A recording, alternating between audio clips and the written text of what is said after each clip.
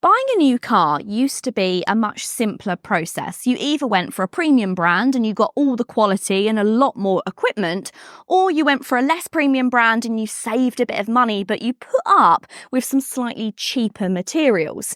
Nowadays, however, brands in the less premium market have been upping all of their quality, not to mention equipment. And now, the lines are blurred between premium and non-premium, and a lot of the time going for a slightly less premium brand, or as they used to be known, definitely offers better value for money. You guys love comparison videos, so this week when the Peugeot 3008 turned up at my door, I thought, that car reminds me a lot of another hybrid SUV. The Renault Rafale. So I ran to my friends at the John Banks group and I said, can I borrow the Rafale for a day so that I can do a comparison video between these two very design-led SUVs to find out which of these once known as less premium models offers the best value for money. Hi guys, I'm Tish and welcome back to my channel Auto Social UK. In today's video, we're going to be putting the Peugeot 3008 and the Renault Rafale. These are both hybrid vehicles against each other to find out which comes out top. So if that sounds good, then please keep watching. If you like new car reviews and car content, go ahead and hit the subscribe button. And also, if you had any questions about the Rafale, then you can contact my friends at John Banks. I'll pop their details down below. And I have to hold my hands up and say, last time I did a comparison video was between the Volkswagen Tiguan and the Skoda Kodiaq, and you guys rightly pointed out that one was quite clearly bigger than the other, so it was hard to compare. And that's true here too. You see, the Renault Rafale is longer and therefore has more interior space, so they can't be directly compared when it comes to interior space. That's just not fair. They don't class themselves as within the same segment. However, what I want to look at is how each brand uses that space, the materials on offer, the storage, and how it works for family life. So I hope you'll forgive me and that you can look at this as just a bit of fun. Now let's start by talking about design, because these are two vehicles which are quite clearly very design-led. And don't worry if you like one more than the other, because you're not going to upset the designer, because it's the same person. You see, the same designer worked at one brand and then worked their way over to the other brand and helped develop that car. You can tell these definitely have a very similar vibe about them, but both brands have definitely started to go towards a more premium, more luxury and more design-led look. They really are working hard on how their cars look on the road and standing out against the opposition, and both are doing a very good job. Which one do I prefer? Well, that's really difficult to say. I love both cars and think they both look fantastic, but personally for me, the Renault starts to take a little bit of the edge. I just like how the bonnet line is slightly lower down. It gives it a sportier look, but personally, when it comes to design, it is all about opinions. So let me know, which of these two models do you prefer? Pop it in the comments down below. The Renault Rafale has a length of 4,710 millimetres, a height of 1,610 and a width of 1,860 without the exterior mirrors. The Renault Rafale is classed as a D-segment vehicle, which is the British classification for large family cars. The 2024 3008 is 95mm longer than its predecessor, but with a length of 4,542, it's 168mm shorter than the Rafale. However, the height of 1,641 actually makes it taller, and a width of 1,895 without the exterior mirrors makes it wider too. Despite this, the Peugeot 3008 fits in the category of mid-sized SUV, or C segment. If you go for the Peugeot, both models sit on 19-inch alloy wheels, finished in a two-tone design. A very similar design if you go for the Rafale.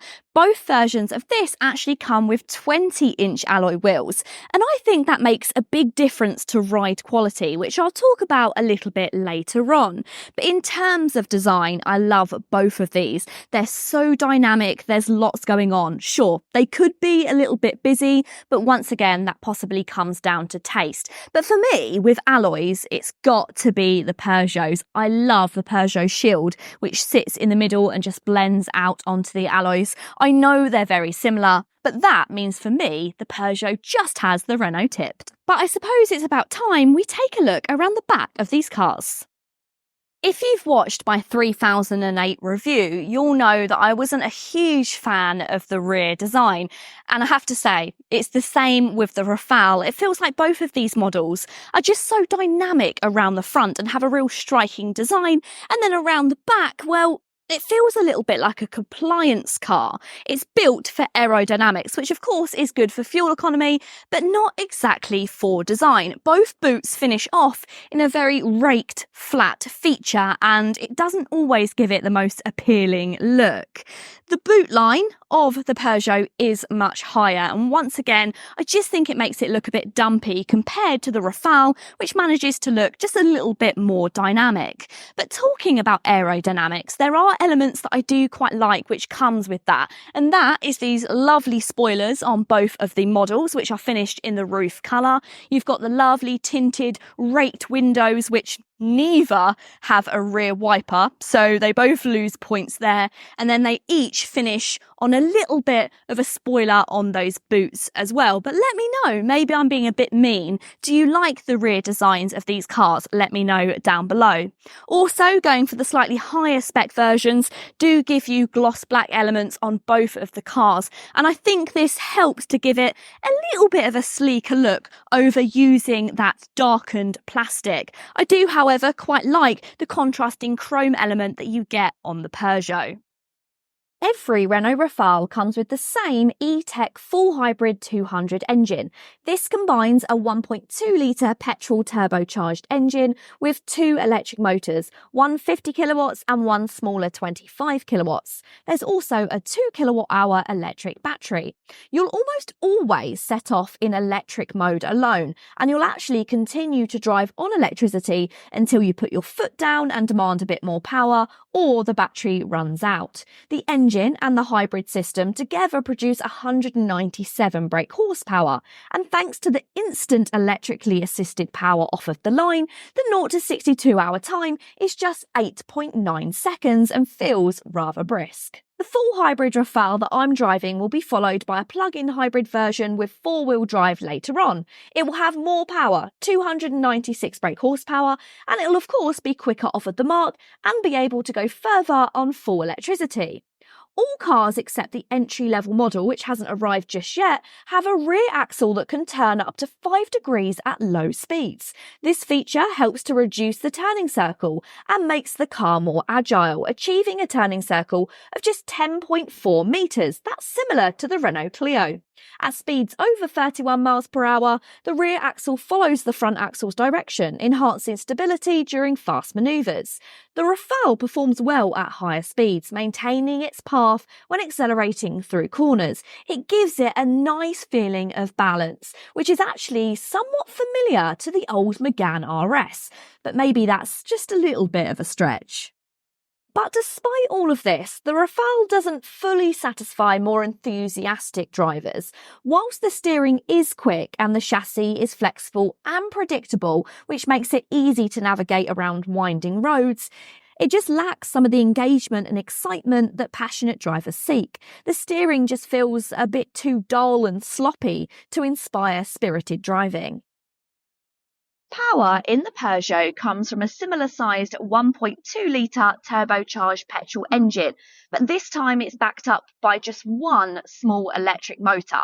Now, the Peugeot is capable in running on electric alone, but for short bursts, very short bursts. You'll have to be incredibly light on the throttle if you want to take advantage of the full electric power.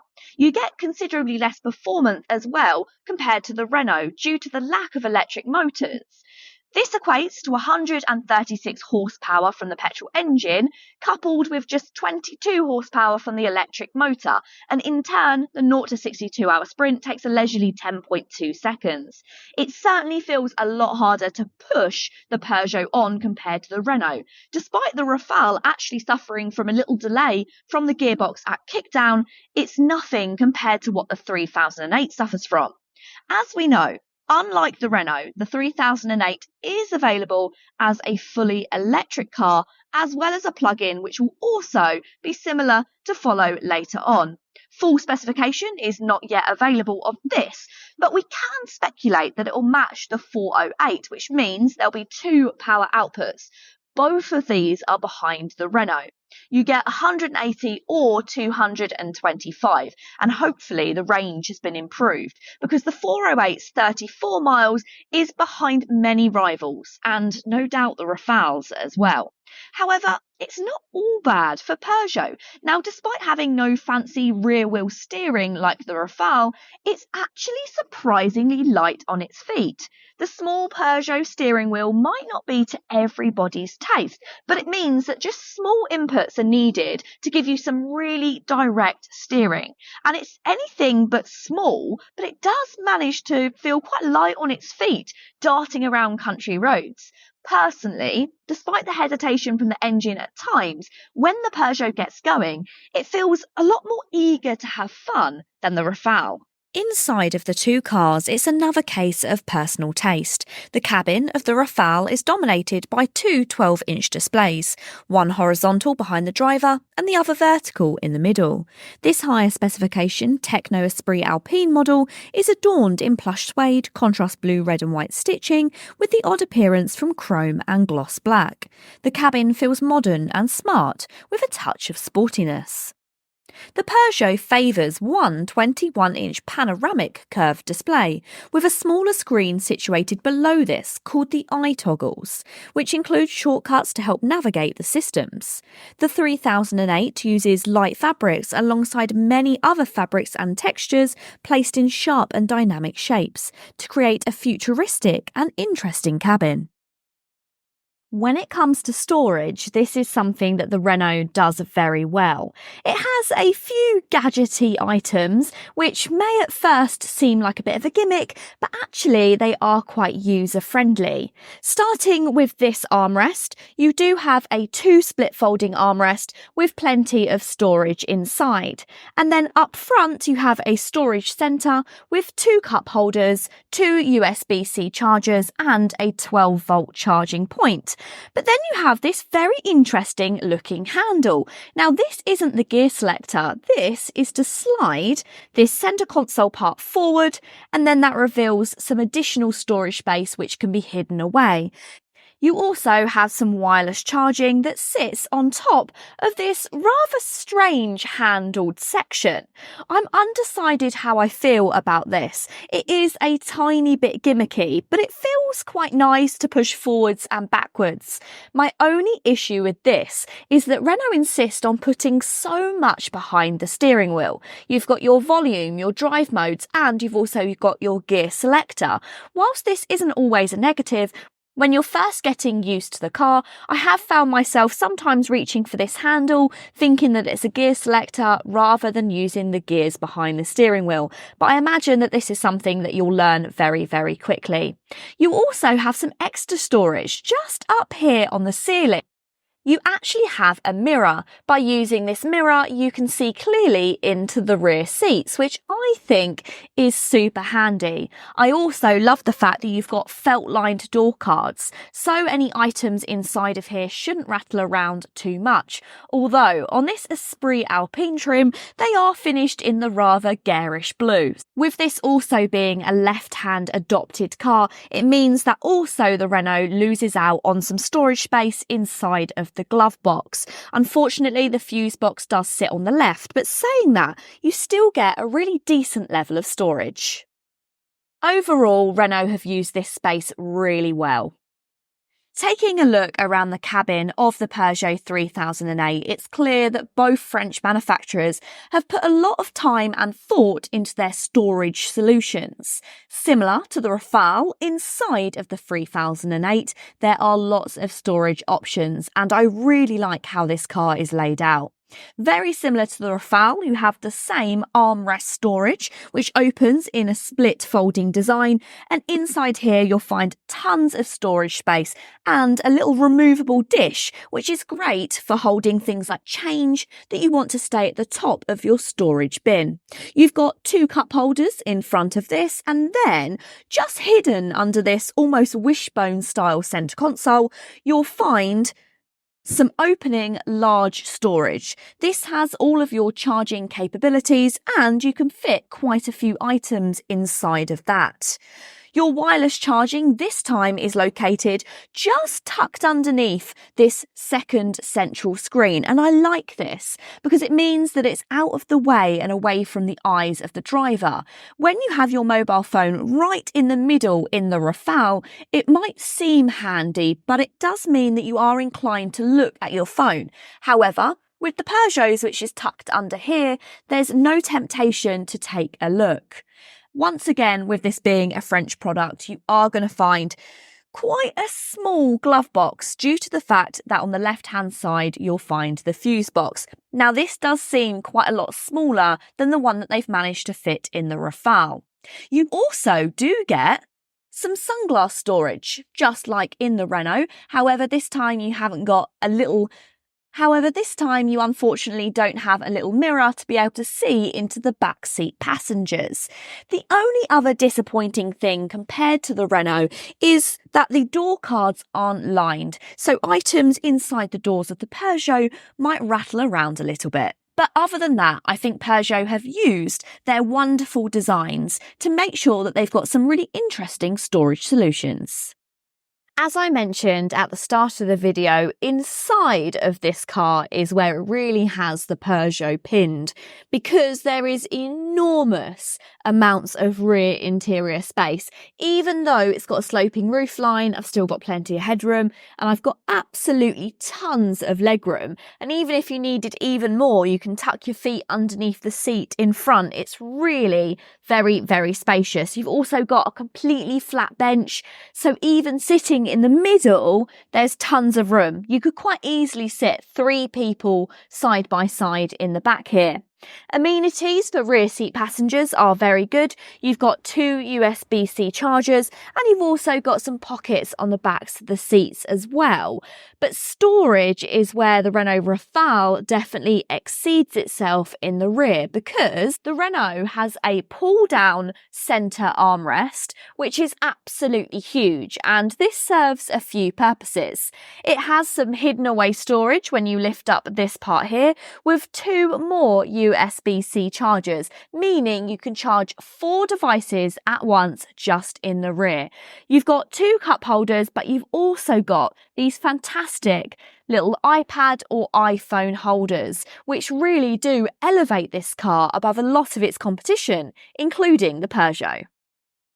Like I mentioned, it would be cruel to compare these 2 cars directly when it comes to interior space, because the Peugeot is that much shorter, and that does affect the space in the back. Inside of the rear of the Peugeot 3008, it's okay. They've contoured the front seats, so you've got quite a bit more legroom and there's space underneath to tuck your feet. However, it does suffer a little bit if you're sitting in the middle, due to this centre console coming rather far back, and that eats into your legroom if you're sitting in the middle seat, meaning that really it's more of a 2-seater than a 3-seater unless you have smaller children. But where the Peugeot does miss out is it's going above and beyond when it comes to storage solutions and also charging and just comfortability of the rear seat passengers. Sure, it's got electric rear windows, and it's also got 2 USB-C charge points and even a 12-volt charger, which you don't always get. There's also rear ventilation, which is quite nice, and a little bit of storage inside of this centre console, as well as pockets on the backs of the seats. But I'm really disappointed that there isn't any central cup holders. There are 3 split folding rear seats, but when you fold this middle seat, you haven't got any cup holders, which seems like a real oversight. Next up, let's talk about boot space. Now, of course, one of these cars does have more boot space than the other, and no surprise, it's the larger Rafale. So that's where we're going to start. But overall, we'll just be talking about practicality in both of the cars. Now, one small thing that I don't think is great about the Rafale is it's where the actual boot release is. So it's just underneath this part of the bumper. Now, I see this as a small issue because dirt and grime that comes off of the road is going to hit that. Because this is the higher spec model, it does mean we get the electric boot. Now, inside here, you will find 535 litres when the boot floor is in this position, which is pretty good. But as you see, you do have quite a significant load area to be able to get items in and out of, which might slightly be difficult if you get things stuck. So it's not exactly the most practical, but it does have a good load height. Now, drop that boot floor down, which does require you taking out lots of the spongy devices which hold various things like your locking wheel nut, then you can actually increase boot space to over 600 litres. But I can't see many people doing that when there's physical items which remain inside of the boot. But overall, it's a very good shape and size. You just have to kind of deal with that load lip. Now, inside of the Peugeot, because this is the entry-level model, this doesn't get an electric boot, but just like the Rafale, go for the higher spec model and you also get an electric boot opening. Now, as you can see, it is slightly smaller at 520 litres, but it has a far better load opening. So it's nice height, once again, waist height, but as you can see, it's completely flat, so loading items in and out is really easy. Unlike the Rafale, that extra boot space is still included in the 520. So drop that down, and that is when you gain access to your maximum 520. But it does make for quite a practical space. Easy to be able to load in pushchairs and shopping. I can't see many people needing the real extra space unless they do have a larger family. Both of these cars also features things like 12-volt charging and all the tether points you should need. Let's finish with the all-important part in comparison tests. What will each one set you back? Both cars should be relatively affordable to run. The Rafale, with its more advanced hybrid setup, seems the obvious choice in the fuel economy test, and Renault's official test agrees, claiming it can achieve up to 60.1 miles per gallon. But the reality isn't quite as impressive. Its weight really drags it down, achieving closer to 45 in my real-world test. Only one version of the Rafale nips under the luxury tax bracket. The Techno starts at a touch over £38,000. For this, you get the 12-inch open-R link screen, Armorkey's 6-speaker sound system, and very good built-in Google Assistant, as well as a rear-view camera, which feels a little naff. The Techno and iconic Esprit Alpine model costs just over £42,000 and £45,000 and will bring all the fancy tech like hands-free parking, Harman Kardon sound system and a head-up display. Peugeot claims up to 52.5 miles per gallon from their model, but I've actually been seeing a figure of 45 miles per gallon, so on par with the Rafale over a long test, which included motorway, urban and rural driving. It's also slightly cheaper than the Renault to buy. The Allure trim that I've been driving will set you back just under £35,000, and for that you get wireless charging and a rear-view camera which improves upon the Renault's. But for just over £38,000 for the GT trim, this adds an Alcantara interior, heated steering wheel and seats, and a hands-free tailgate. Disappointingly, it's this model that you'll need to pick if you want adaptive cruise control, a feature I expect standard in 2024.